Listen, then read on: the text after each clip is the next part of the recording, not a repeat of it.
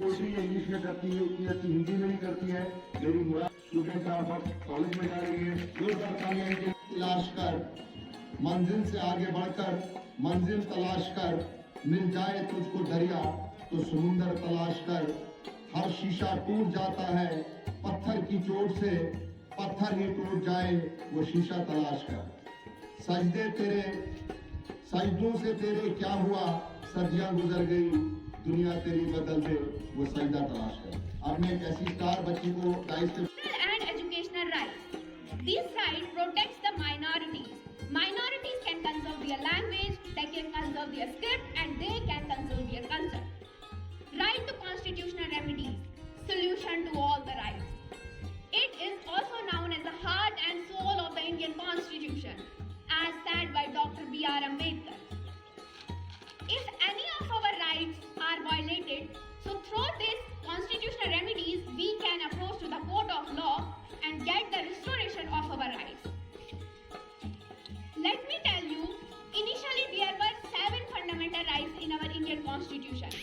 But that is fundamental duties. In 1976, the 42nd Amendment to the Constitution was passed, according to which fundamental duties are incorporated in our Constitution. Some of the fundamental duties are flag, national anthem, national song, etc. To cherish and follow the noble ideals which inspired our national struggle for freedom.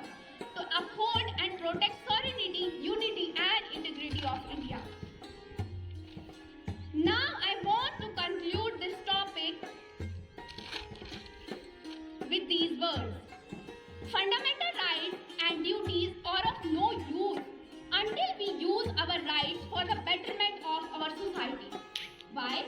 Only written things are of no use until we make it in our own practice. It's time we leave our differences behind, come together and fight for things that are fundamentally rights and duties.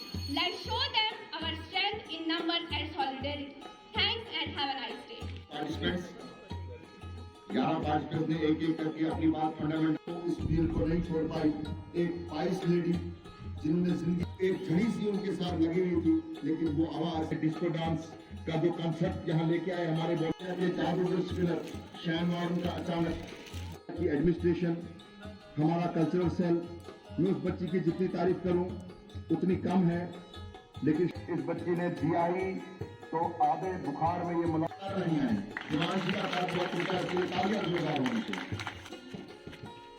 Good afternoon to all of you. As we all know, today our topic is fundamental rights of a citizen. When we are talking about fundamental rights of a citizen, how can we forget a woman who are the base of a society? And we all are aware about the struggles of a woman. So I am representing a poetry for all the beautiful women of the country.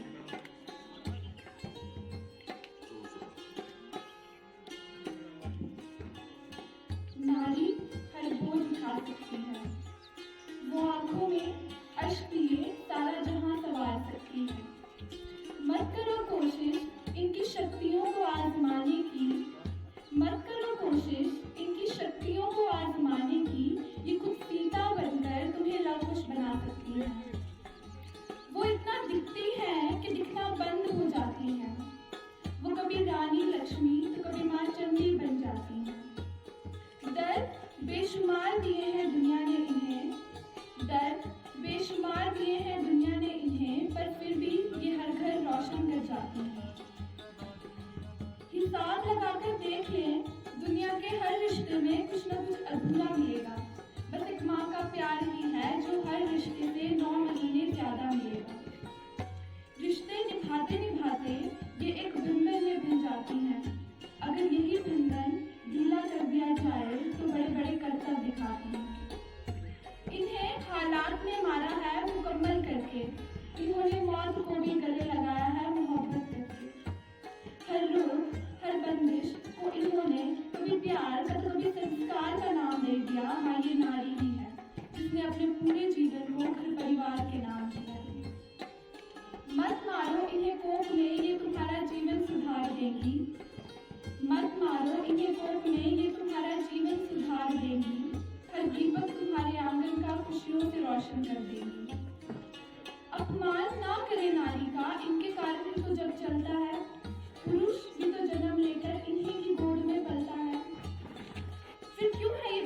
बताओ, क्यों है बेटा बेटी से बढ़कर?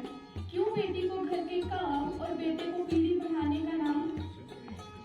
नारी तुम प्रेम हो, विश्वास हो, हर टूटी हुई आस्था की आस हो, हर जान का तुम आधार हो, नफरत भरी दुनिया में तुम ही को प्यार हो, नफरत भरी दुनिया में तुम ही को प्यार हो। Thank you. हमारे बीच में मौजूद डीएसपी शोभा साहब, हमारे पुलिस के दीगर ऑफिसर्स जो यहाँ पर मौजूद हैं, जज साहिबान, मीडिया से आए हुए लोग जो कवर कर रहे हैं इस प्रोग्राम को, और सबसे बढ़कर जो हमारे पार्टिसिपेंट्स जो यहाँ पर आए या लिसनर्स हमारे सामने आए, हमारे स्टेट सेक्रेटरी ओम प्रकाश जी, सबको मेरी तरफ से गुड आफ्टरनून। आज़ादी का अमृत महोत्सव, जैसा कि आप सभी लोग जानते होंगे कि आज़ादी का 75वां साल जो हम साल सेलिब्रेट करने जा रहे हैं, उसी के तहत अलग अलग प्रोग्राम्स ऑर्गेनाइज किए जा रहे हैं। ये प्रोग्राम भी उसी सिलसिले की एक कड़ी है और मुबारकबाद देना चाहूँगा इसका पुलिस डिपार्टमेंट को कि जिन्होंने प्रोग्राम ऑर्गेनाइज करवाया, और साथ साथ उन तमाम उस्ताद को जिन्होंने बच्चों को प्रिपेयर किया और जिन्होंने इसमें पार्टिसिपेट किया। इंडिया, जैसा आप जानते हैं, oldest civilisation of the world है और हमारा कॉन्स्टिट्यूशन जो है largest constitution of the world है। उसी के तहत उसका जो स्पिरिट है या उसका जो सबसे बड़ा इम्पोर्टेंट जो है उसका पार्ट है, हिस्सा है, वो फंडामेंटल राइट्स और फंडामेंटल ड्यूटीज हैं, जिसके तहत आज यहाँ पर डिबेट जो है कंपटीशन ऑर्गेनाइज करवाया गया है। तो थ्रेड देयर डिस्कशन या रोशनी जो है डाली गई बच्चों के द्वारा उस पर कि हमारे राइट्स क्या हैं, हमारी ड्यूटीज क्या हैं, और बहुत अच्छे से जो है बच्चों ने उसको प्रेजेंट किया। और फंडामेंटल राइट्स ही हैं हमारे कॉन्स्टिट्यूशन के कि जो हमें एलो करते हैं और जिस बुनियाद पर हम आज यहाँ पर ये डिबेट करवाने जा रहे हैं। हमारे यहाँ राइट टू स्पीच है, राइट ऑफ एक्सप्रेशन है, जिसकी वजह से हम यहाँ पर जमा हुए हैं और आप एक दूसरे से बात कर रहे हैं और अपने ख्यालात का इजहार कर रहे हैं। तो ये बहुत बड़ी हमारी खुशकिस्मती है। और आप जानते हैं कि हमारी जो तारीख रही है हिंदुस्तान की, बहुत देर तक जो है हिंदुस्तान गुलाम रहा है और बहुत स्ट्रगल करके जो है हमने इस आज़ादी को हासिल किया है। और इस आज़ादी को बरकरार रखना ये हमारा फर्ज है, ये हमारी ड्यूटी है। जो राइट्स और ड्यूटीज कॉन्स्टिट्यूशन में बताए गए हैं उसमें स्पेसिफिकली मेंशन किए गए हैं, ये वाले राइट्स हैं और ये हमारे ड्यूटीज हैं। उसमें हमें ध्यान ये रखना है कि राइट्स तो शायद हम थोड़ा ज़्यादा तवज्जो देते हैं कि ये हमारा राइट है, हमको मिलना चाहिए, लेकिन वो इनकम्प्लीट है जब तक हम उतनी ही तवज्जो अपनी ड्यूटीज पर भी ना दें। As a civil society member, as a citizen, हमें ड्यूटीज का पालन करना चाहिए। जो भी हमारी ड्यूटीज कॉन्स्टिट्यूशन में बताई गई हैं वो, और उसके अलावा जो भी हमारे मॉडल हैं, एथिक्स हैं, उन सबको फॉलो करना चाहिए और एक अच्छा सिटीजन बनने की कोशिश करनी चाहिए। ये हमारे होनहार बच्चे अलग अलग क्लासेस में इस टाइम जो है तालीम याफ्ता है, अलग अलग स्कूलों में, हमारी इनके साथ बेस्ट विशेष हैं। और आज से ही इनका जो है कॉम्पिटिटिव या वो नॉन ओरिएंटेड जो है इनका स्पिरिट है, हम उसकी दाद देते हैं कि इन्होंने इतने बच्चों में से आके यहाँ पर पार्टिसिपेट किया और बढ़ चढ़कर हिस्सा लिया। पोजीशन फर्स्ट, सेकंड, थर्ड या फोर्थ कितना मैटर करती है वो अलग चीज है, लेकिन सबसे बड़ी बात यह है कि जो है बहुत देर तक हमारा यहाँ चलता रहा, जिससे हमारी जिंदगी बहुत मुतासर हुई। और खास कर जो हमारा ज्यादा कुछ ना कहते हुए मैं एक बार फिर से शुक्रिया करूंगा पुलिस डिपार्टमेंट का, हमारे बीच मौजूद डीएसपी साहब, भगत साहब का, कि उन्होंने प्रोग्राम को ऑर्गेनाइज किया और अपने आप को समझता हूँ खुशकिस्मत कि मुझे इस प्रोग्राम का हिस्सा बनने का मौका मिला।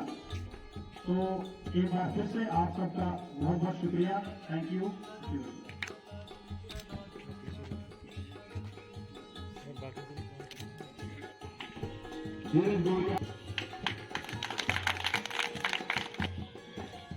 इसके बाद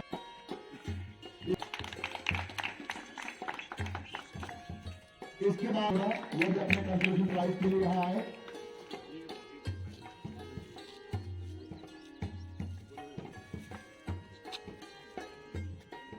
महेश शर्मा के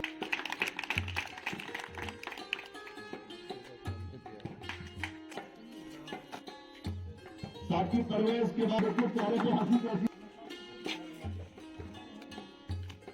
अंकित गोरिया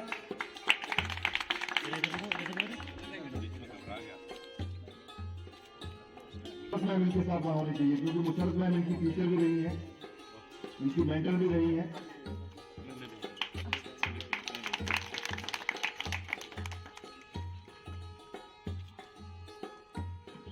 भी हुआ था तो ये बुरा नहीं मनाएंगे। मैं ये कहूंगा कि तीनों बच्चे ही खोज से जरूर करते हैं। मीनाक्षी गोरिया girls high secondary school Doda,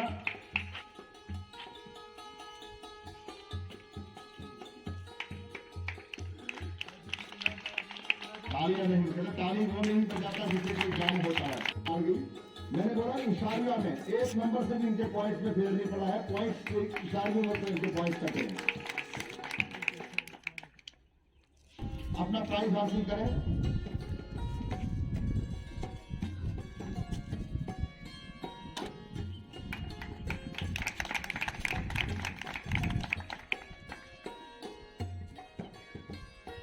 thank you. खासकर पार्टिसिपेंट जो यहाँ बोले, उनके टीचर्स, उनका बहुत बहुत शुक्रिया जिन्होंने इनको तैयार किया और इस प्रोग्राम को कामयाब किया।